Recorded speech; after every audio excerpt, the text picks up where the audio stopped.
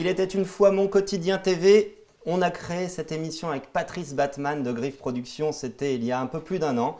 Et je suis content pour cette nouvelle saison de vous accueillir dans un nouveau décor. J'espère que le mobilier, que le fond, que tout ça vous plaît. Et puis je vous garantis, il y a une chose qui ne va pas changer, c'est qu'on va rencontrer des gens exceptionnels. Et la première personne qui est notre invitée cette année, eh ben, c'est Ruxandra Sirli. Je prononce bien, Ruxandra? Parfaitement, merci Jean-Sébastien. Alors bonne année, bonne santé à vous. Tous mes voeux également. Alors, on va faire connaissance avec vous parce que vous avez un parcours atypique. Déjà, vous n'êtes pas française, vous êtes roumaine, comme votre prénom le suggère, et vous êtes née en Roumanie. Racontez-moi un peu comment vous êtes arrivée en France, quel a été votre parcours au début? Eh bien, je suis arrivée à l'âge de 11 ans en France. Comme vous l'avez dit, je suis née en Roumanie, de parents roumains. Mon père est compositeur. C'était encore l'ère communiste. Et pour pouvoir poursuivre son activité de compositeur, pouvoir continuer à aller faire des projets notamment à l'étranger, mon père a choisi de quitter son pays dont il n'avait plus la possibilité de sortir. Et donc il a demandé l'asile politique en France en 1986. Et ma mère et moi l'avons rejoint l'année suivante. Donc voilà, ça a été tout un nouveau pan de vie. Une nouvelle langue, un nouveau pays, un parcours tout neuf. Ouais. Mais bon, quand on a 11 ans, tout est tout neuf. Donc il y avait de l'enthousiasme et pas d'angoisse. Les enfants voient les choses au jour le jour. Donc j'ai de la chance parce que le français et le roumain sont deux langues latines. Donc voilà, l'apprentissage de la langue s'est fait assez rapidement. J'ai eu la chance d'aller tout de suite dans l'école de mon quartier, d'être en quelque sorte adoptée par mes petits camarades, de très bien m'intégrer tout de suite, c'était très important pour moi. J'étais vraiment très heureuse d'être dans ce nouvel environnement, même si le système scolaire français-roumain sont très différents. Par exemple, les petits Roumains ne travaillaient à l'époque pas l'après-midi à l'école, ils avaient d'autres activités. Et puis donc, un autre rythme. Je me suis adaptée, voilà, comme les enfants le font très naturellement. Et c'est parti de là. Et puis de Bucarest à Paris, il y a un autre langage qui est universel que vous parliez déjà, c'est celui de la musique. Absolument. Je faisais du violon. Et c'est un instrument qui me plaisait déjà beaucoup. Et j'en ai poursuivi l'apprentissage en région parisienne, sous la houlette de professeurs bienveillants. Comme j'avais avancé rapidement, en fait, la question de devenir musicienne professionnelle est arrivée assez rapidement sur la table. Dès l'âge de 11 ans, on voyait que j'avais un certain potentiel. Et puis, c'est rapidement posé la question d'entrer au Conservatoire national supérieur de musique, qui est là, haute école. Oui, c'est ça, c'est une grande école. Ouais. Hein, elle a ce statut-là, c'est un peu comme si vous prépariez pour, je ne sais pas moi, HEC ou les mines. Et, sauf qu'on peut y aller avant d'avoir atteint l'âge de la majorité. Donc voilà, moi j'y suis entrée à l'âge de 16 ans et j'ai poursuivi à cause de ça des études par correspondance de la 5e à la terminale. Donc voilà, c'est un peu spécial, mais c'était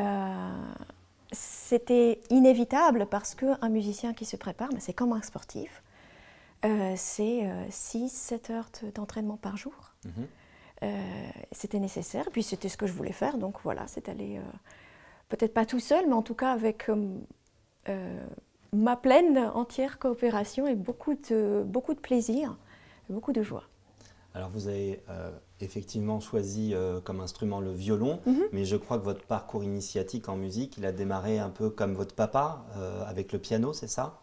Exactement, il y avait à la maison, à Bucarest, il y avait un vieux piano. Plus précisément un piano ancien, je devrais dire. Il était très beau. Respectons nos aînés, même les pianos. Oui, j'ai beaucoup d'affection pour cet instrument. De temps en temps, j'en croise qui ressemble beaucoup et ça me fait toujours quelque chose parce que vous voyez un bel objet, un bel instrument.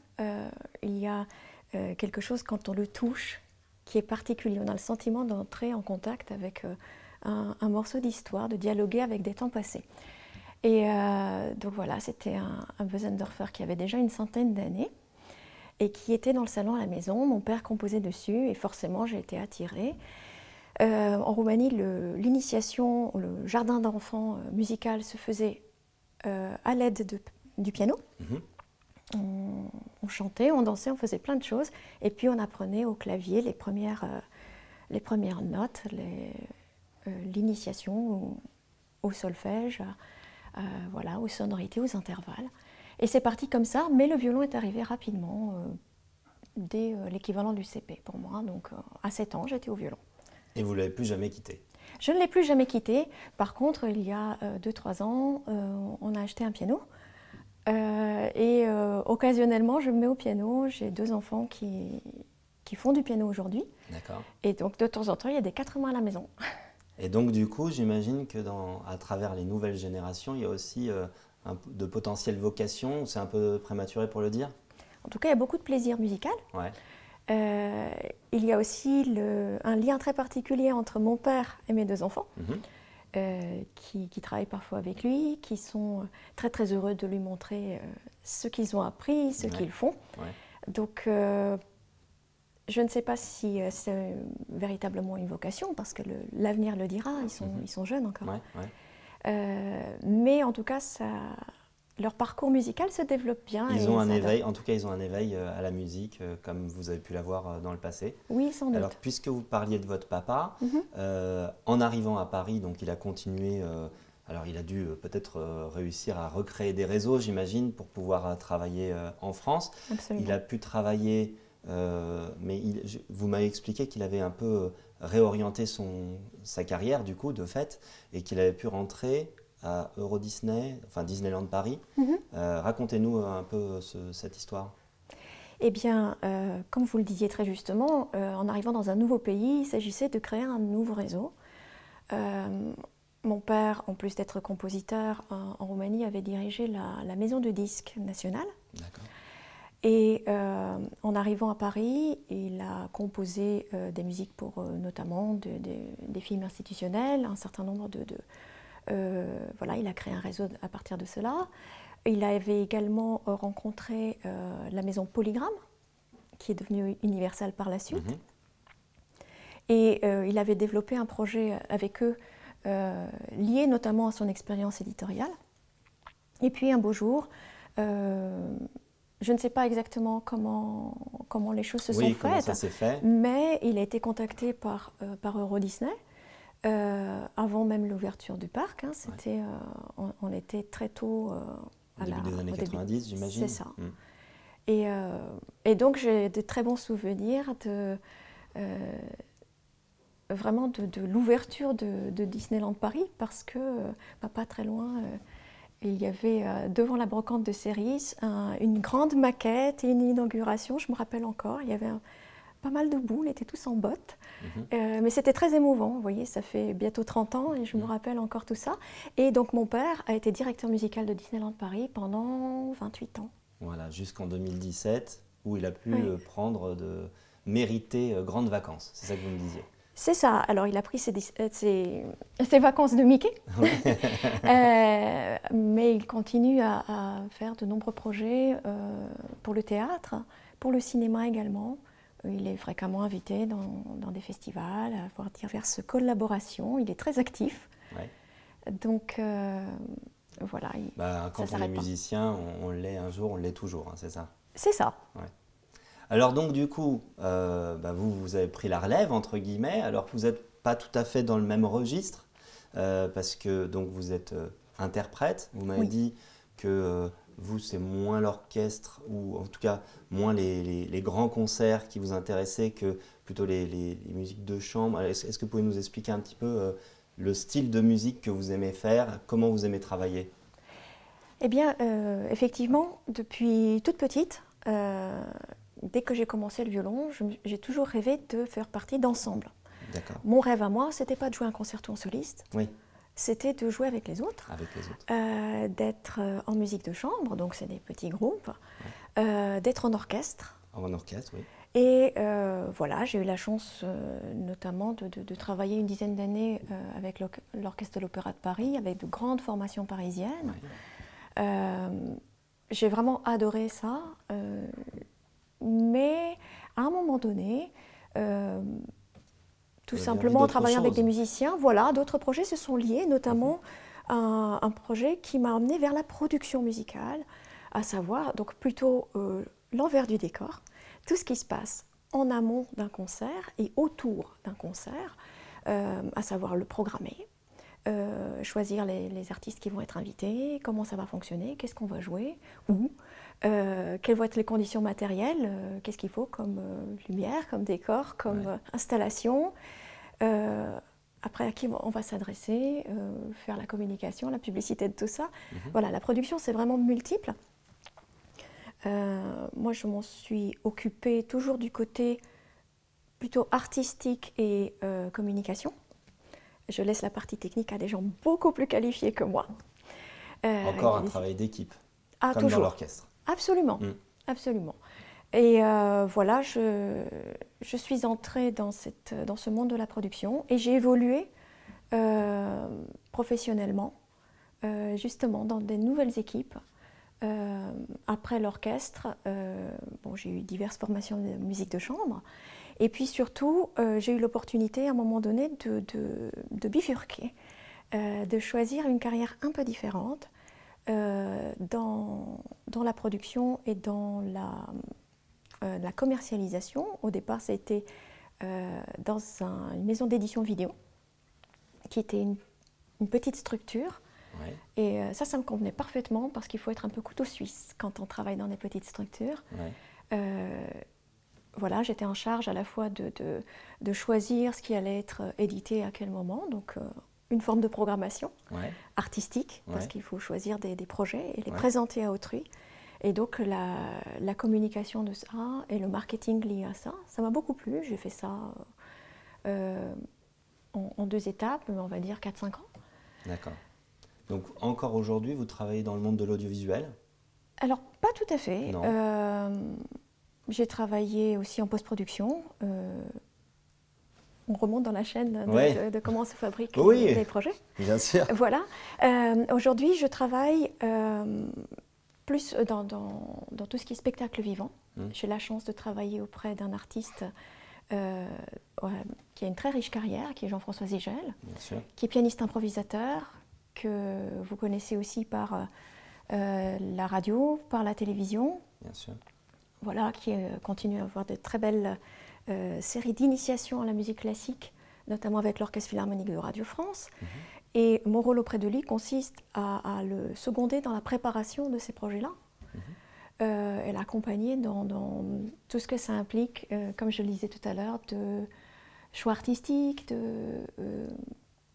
d'identifier des collaborations, mettre en place toutes ces productions-là. Donc, il y a énormément de dates en salle, en concert, en vrai, si je puis dire, avec du public. Ça représente une centaine de dates par an, auxquelles s'ajoutent les productions audiovisuelles. Donc, de ce côté-là, je continue à travailler un peu. Un emploi du temps déjà très chargé, mais ça ne vous empêche pas d'avoir eu envie de mener aussi un autre projet artistique qui vous tenait à cœur. Et c'est le moment de parler d'Excel Art. Eh bien, Excel Art, c'est une aventure qui a commencé en 2014, qui est une aventure de copains, de musiciens qui aimaient se réunir, qui avaient envie de partager, et nous faisions déjà occasionnellement des concerts ensemble. Et puis, on s'est dit, mais il faudrait qu'on ait une structure pour faire ça, pour être un peu plus maître de ce que nous faisons, pouvoir mettre en place nos projets plus facilement. Donc, nous avons créé Excel Art, qui est une association loi de 1901, qui est dévolue à l'organisation et à la production d'événements musicaux de toutes sortes. Nos premières productions, ça a été des productions avec chœur et orchestre et soliste. C'était un Messie de Handel, que nous avons notamment donné à Saint-Eustache, à Paris, et puis dans d'autres grands lieux. C'était un projet assez émouvant, en fait, parce qu'on se retrouvait entre amis, un peu comme si on bâtissait une maison ensemble. Vous voyez, avez concrétisé un projet collectif qui vous tenait à cœur. Tout à fait, en réunissant. Enfin, ça nous a demandé plus d'énergie que nos projets habituels, où voilà, on nous disait tel jour, telle heure, voilà, on répète à tel endroit, et puis on va jouer en concert à tel autre endroit. Là, il s'agissait de tout faire, de tout tenir, et ça nous a beaucoup soudés. Et puis ça nous a donné envie de faire d'autres projets par la suite, parce qu'en 2016, quand nous étions déjà installés au Val d'Europe, ça nous a donné envie de créer une saison musicale spécialement pour le Val d'Europe. Qui s'appelle ? Les musicales du Val d'Europe, on n'est pas allé chercher loin. Tout simplement. Et du coup, ça fait 4-5 ans que ça existe ? Ça va être bientôt la 7e saison. 7e saison déjà. Oui, à l'automne, ce sera la 7e saison qui commencera. Ouais. Alors, est-ce qu'on a déjà des idées de programme ? Est-ce qu'on peut profiter de l'antenne pour dévoiler quelques mystères sur cette saison, ou est-ce que c'est prématuré ? Alors, la saison 21-22 s'achèvera tout début juillet. Ouais. Je peux d'ores et déjà vous dire qu'au mois de mai, il y aura un très joli concert sur le thème des oiseaux. D'accord. Qui sera aussi accompagné d'une promenade dans la nature. Ce sera à Chessy. D'accord. Je ne vous en dis pas plus parce que ce serait trop dévoilé, oui. Mais voilà, il y aura des surprises liées à ça. D'accord. Et ensuite, au mois de juillet, nous prévoyons une grande fête musicale à Magny. Bon. Et puis la saison 22-23 est en cours de construction. Ouais. Elle sera dévoilée au printemps. Bon, très bien. Donc, qu'est-ce qu'on peut vous souhaiter ? Est-ce qu'il y a un projet que vous n'avez pas encore concrétisé, qui est important à vos yeux, ou est-ce que finalement, tout simplement, vous êtes épanoui dans ce que vous faites aujourd'hui et simplement de continuer ? C'est quoi la suite ? La suite, ce serait évidemment le vœu que les concerts puissent reprendre comme nous rêvons de notre vie avant Covid, parce que les concerts ont été vraiment très touchés par la pandémie et voilà tout ce que ça a impliqué de restrictions. Nous avons senti dans les concerts que nous avons repris à l'automne 2021 beaucoup de joie. Des gens à se retrouver dans un concert, autour d'un projet, autour d'une proposition artistique.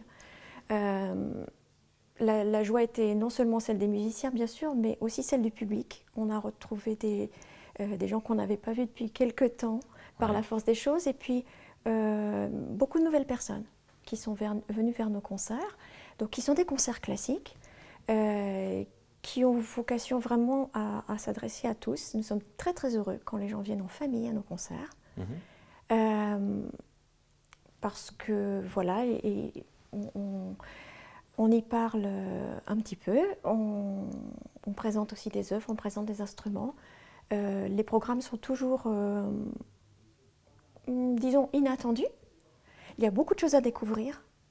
Donc ce qu'on peut souhaiter, c'est que voilà, qu'on puisse remplir notre vocation, à savoir aller dans une commune de Val d'Europe chaque mois, tel qu'était notre projet initial jusqu'en 2020, et qu'on puisse continuer à être source de plaisir, de joie, de découverte, de rencontres aussi, pour un maximum de Val-Européens, et puis de Seine-et-Marnais en général, bien sûr. Bon, bah écoutez, le message est passé et on croise les doigts pour qu'effectivement votre vœu puisse s'exaucer. C'est la saison, donc profitons-en.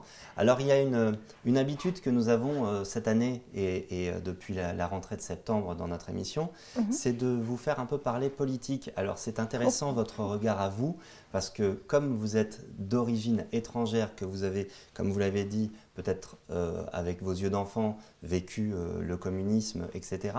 Moi, ce qui m'intéresserait de savoir, c'est imaginer, là, voilà, vous fermez les yeux et vous imaginez que vous avez l'opportunité de discuter en tête-à-tête avec une personnalité politique française qui s'engage dans les élections présidentielles et que vous avez envie de conseiller, ou en tout cas lui a envie d'avoir votre regard, votre écoute et votre avis sur les trois choses principales sur lesquelles, les trois enjeux principaux sur lesquels il faut qu'il s'engage pour que notre pays aille mieux et qu'on continue d'aller de l'avant. Ce serait quoi ces trois conseils que vous pourriez lui donner ?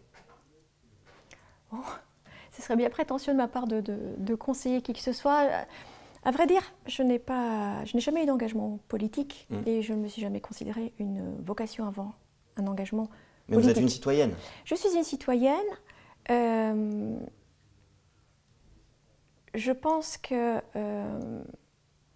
l'éducation aura une place très très importante. Ouais.